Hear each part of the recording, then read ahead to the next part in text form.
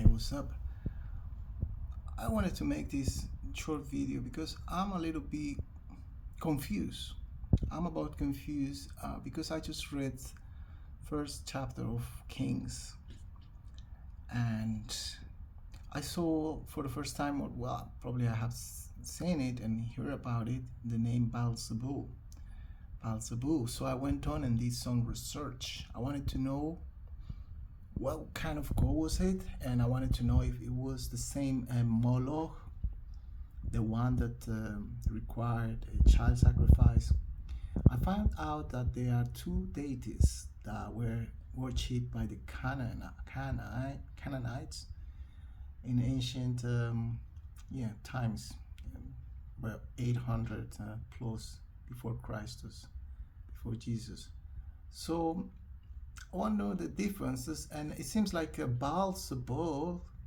Actually, the name was originally Baal-Zebul, which mean, or used to mean, Lord of the high places. So the term Lord is actually Baal. And I find confusing because we see all throughout the Bible the term Lord being used.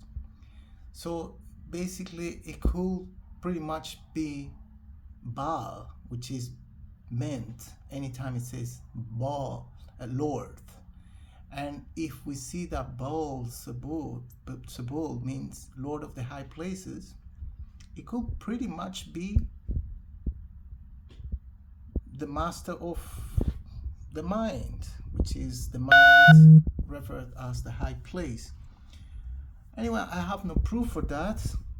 The thing is that when we compare Baal-Zebul, okay, so later on, the Israelites basically mocked the term and they transform it into Baal-Zebub, which means Lord of the Flies. And it seems like after that moment, the name started acquiring bad connotation, negative connotations until present day. So then there is the other figure, the other deity named Malek or Moloch. That was the wicked one, the one that required children sacrificed, basically. So there's no child sacrifice associated with Baal-Zebul. It is just the divination. People used to ask him to, for divination things, and healing. That was like the two major properties or attributes of this god entity. So I wanted to see the depiction, how, because now, because of the Lord of the Flies things, when we search for Baal-Zebul on the internet, we see, the first thing we see is the flies and very nasty images. But actually the original depictions of deity were something like that. You see, that's a guy raising his right hand, making a fist with his right hand. That is then the original depiction. This is what we can understand as the original depiction, because those are the images that they have found, and all of them are the exact same thing. A guy, that's a human guy, yeah, this is human, raising his right fist. Kind of like interesting. Yeah, of course, I'm not here trying to to spread conspirations or stuff. It's kind of like a nice coincidence, right? A guy with his right fist, and then the original depiction of Baal-Zebul as a guy with the right fist heightened. And then we have also some parallel. This Baal was mocked, defamed, and And what happened today with Jesus, right? Because this happened thousands of years ago. I don't know too much about Baal. Probably it's a demon. They say later on in the Bible they referred as the Lord of the devils and even as a Satan. But it's interesting that they don't attack Moloch as much as they attack Baal-Zebul. And it seems to me that Moloch is more like wicked, right? And it is still idolatry to, this is the figure of a man, but Moloch it's not even a man, it's like a bull. So that's interesting. And what I find also interesting when I started learning that the original name was Lord of the High Places, then what happened today with the Olympics, right?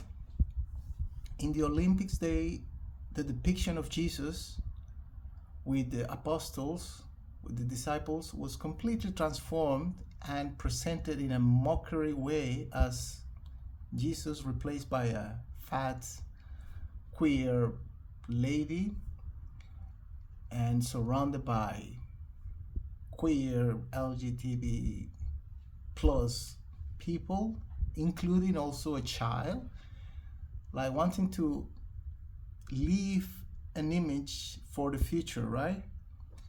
So they created that image, and that image is there.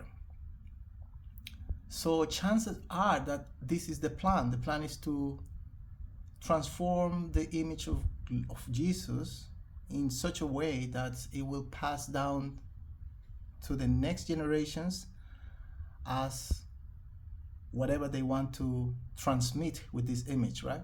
Probably they want to just, I don't know, but most likely in the future, if they continue in this direction of mockery, like transforming the image of Jesus, in the first place, we're not supposed to be idolatrous. But one thing is important to know, that the imaginary and icons, we don't have to rely our faith on the icons, but for historical purposes, probably it is able to it transcends, right? As we left behind of Baal, we see a man. He's not even carrying. He's a man with a fist, and in some parts they put some kind of, I don't know what kind of tool it is he's carrying, but it's always the same. The man with a fist, high fist, right hand on top, and it's not a fly. The fly and the defamation came later on. So that's what I want to say. Like with Jesus, we started with Jesus dying on the cross, and the image of Jesus as a man. Still, I don't believe Jesus used to look like that, like blonde and blue eyes and all those things. But the transformation they're trying to impose is kind of like a little bit radical. And I don't know. I don't know what to think. I'm just kind of like curious about it. What is the real story of Baal-Zebul, and what makes them change the name from Lord of the High Places to Lord of the Flies, and later on as Lord of the Devils, or Prince of the Devils, while Molech or Maloch is not really bothered too much in text. And also this Lord meaning actually master, and the term Lord, which is actually Baal, is the word for Lord, and we see in so many instances the word Lord in the Bible. So one could even replace the word Lord for Baal, and since the meaning was supposed, I mean, it's I don't know. What do you think? Let me know if you have any thoughts on this topic. I'm really curious to know more about this. Thank you.